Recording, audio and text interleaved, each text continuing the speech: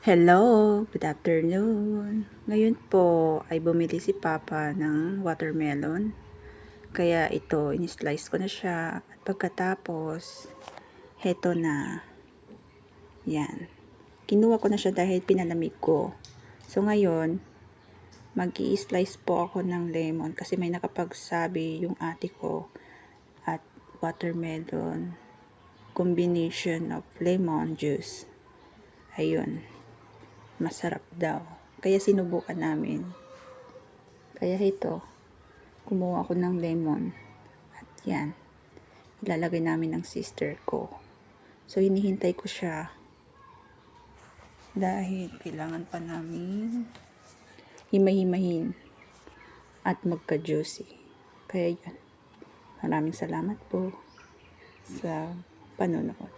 God bless. Try nyo.